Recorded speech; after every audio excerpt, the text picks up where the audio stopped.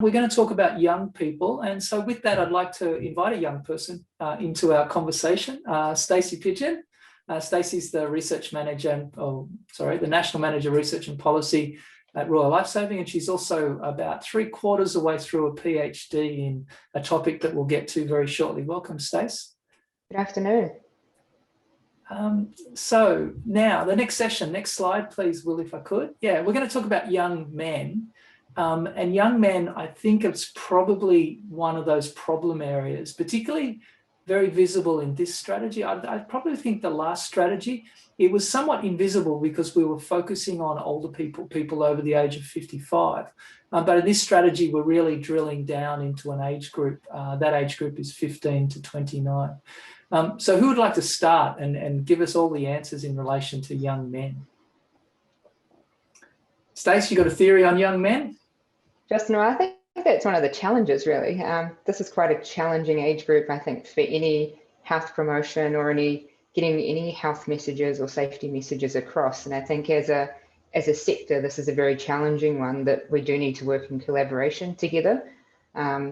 Safety messages potentially aren't something that sometimes young people think about. We want to encourage people to have fun, as you said, and enjoy the water. But we also need to make sure that those messages get through without focusing on the negative, which I think is a real challenge. And so I think as a sector, it's something that is difficult to do, but working with high schools or even with youth groups, things like that, there's some great work being done around the country. WA, for example, works with levers, like levers parties and things like that to get this water safety message across.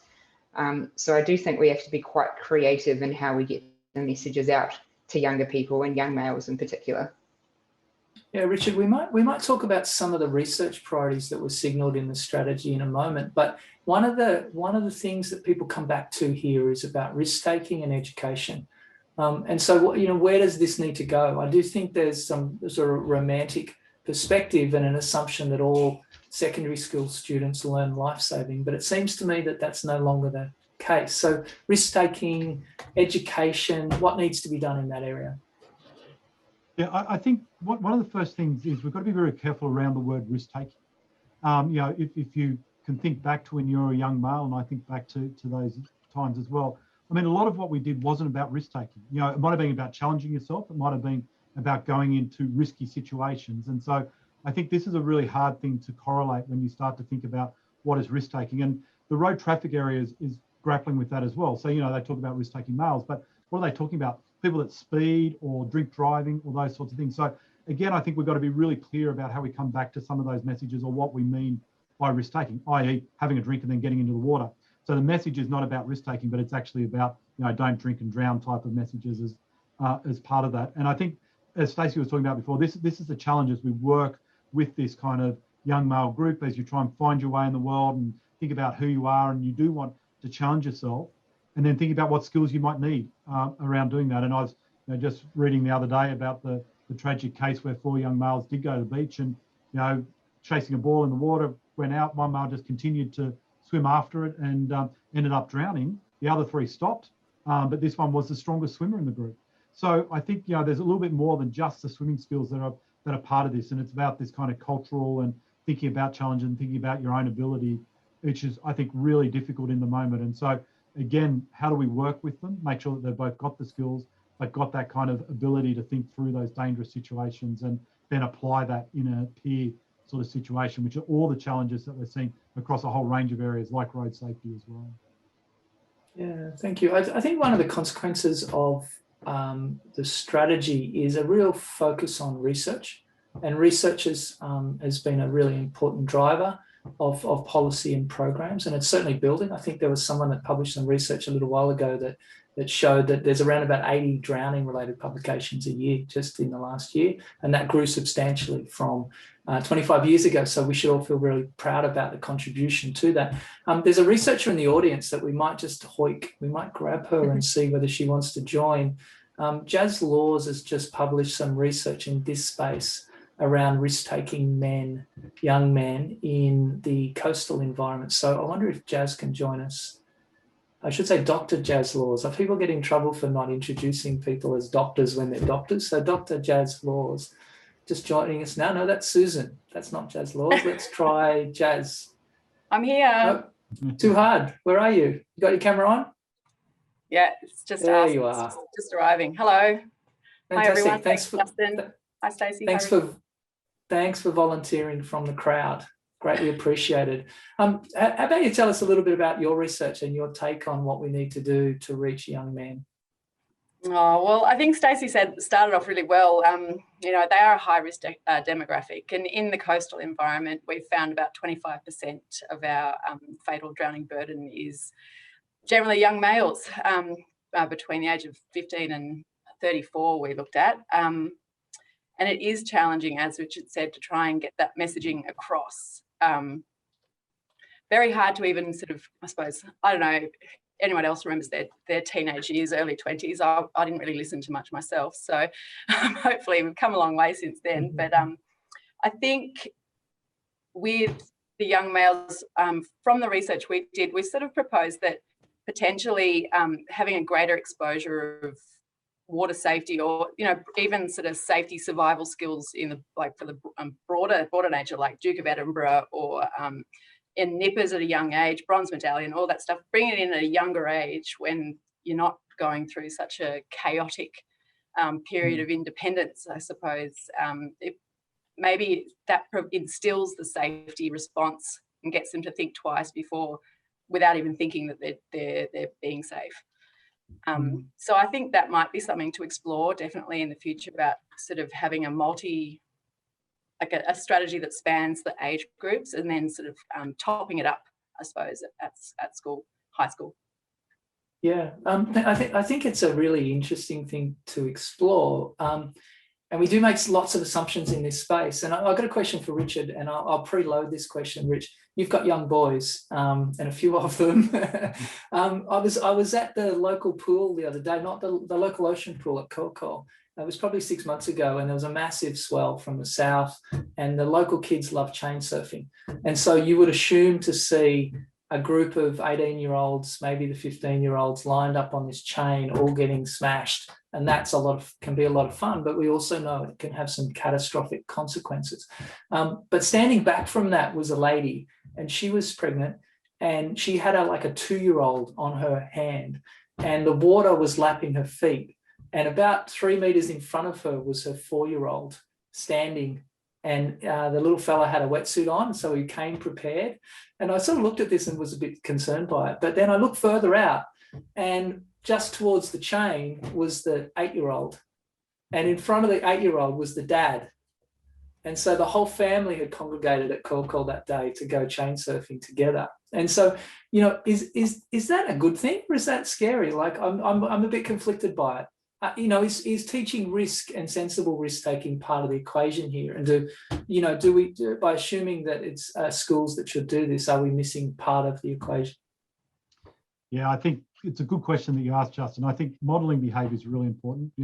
When we look at the boating stuff, we know that if the parent is not wearing the life jacket, then the child's likely not to be wearing it either. Certainly with my kids, if I don't do it, then they say, why do I have to do it? You're not doing it. Why am I having to do it?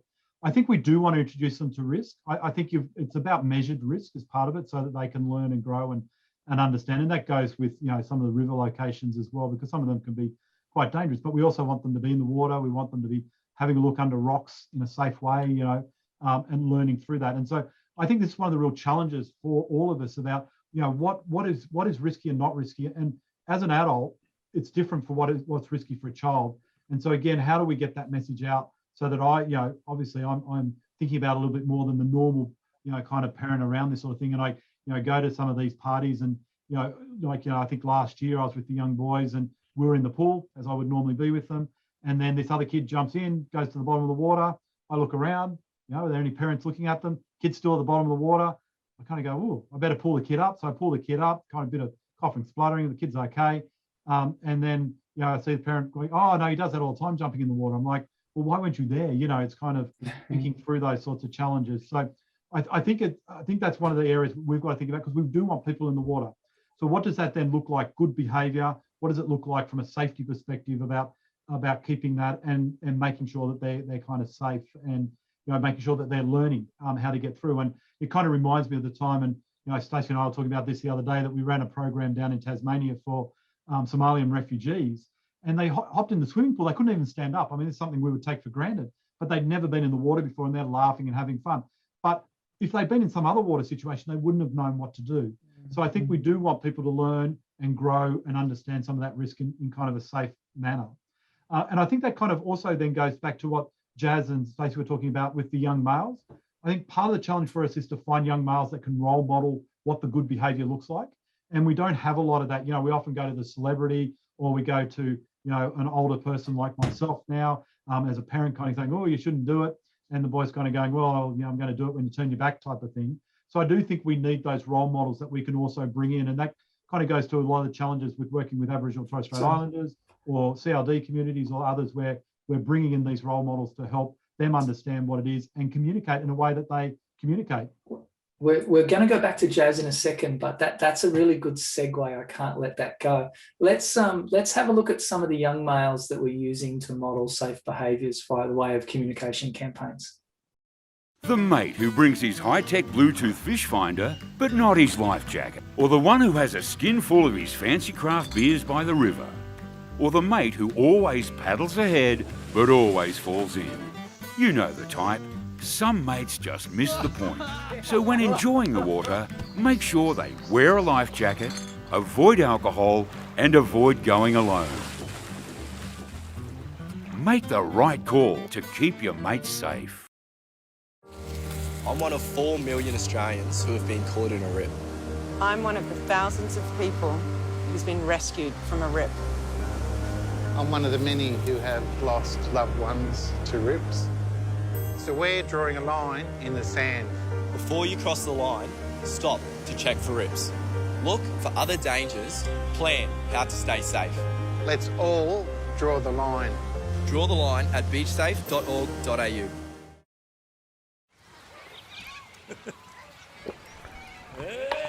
Dave! Get back down here, buddy. Check out this tail. It's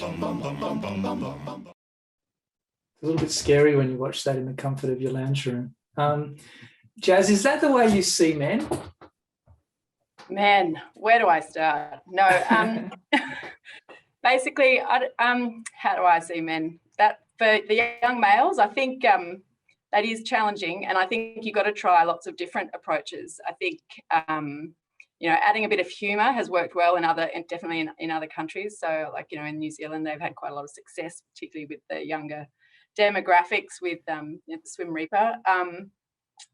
So I think it's really important about how to bring people along the safety journey. So you have to sort of engage them in a non-aggressive sort of way, and at the same time highlight the risk.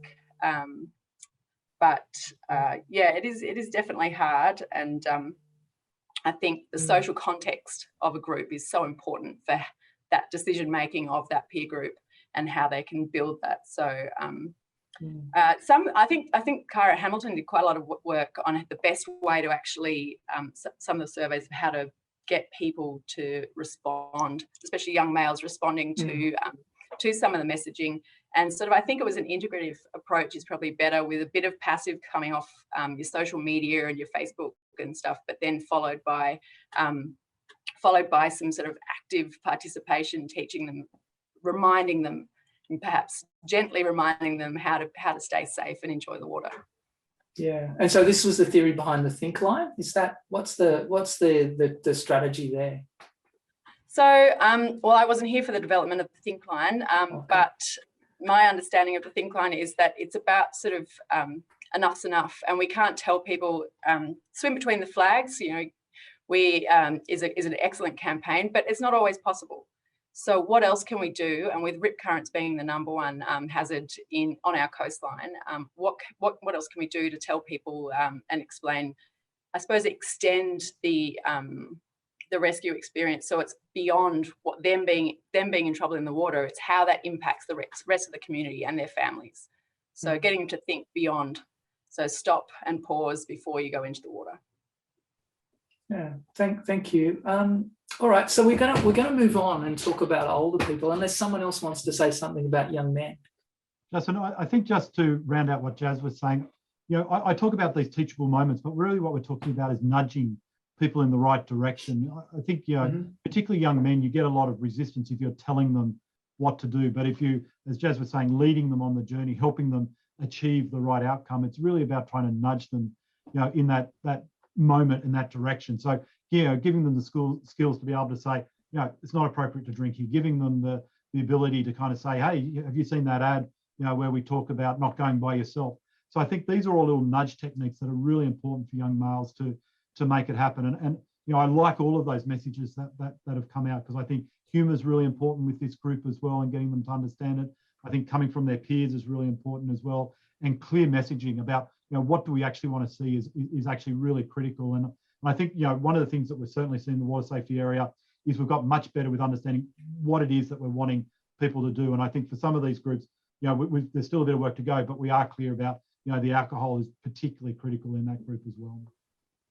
Yeah, I think Jazz made that point. I should point out that these were just TV commercials we were showing, and they're much bigger integrated strategies with layers, and so and in many cases on the smell of an oily rag. You know, this is not a road safety campaign. These are not departments of transport budgets for prevention campaigns or maritime campaigns for that matter. These are small pieces that are rolled out across an organisational level. So very good. Jazz, would you like to stay for older people, or would you like to go back to the crowd? I'm not too familiar with older people. I'm still below 40. So I'll leave you guys with that. But thanks for having me, guys. Rub it in. Thanks very much. All the best.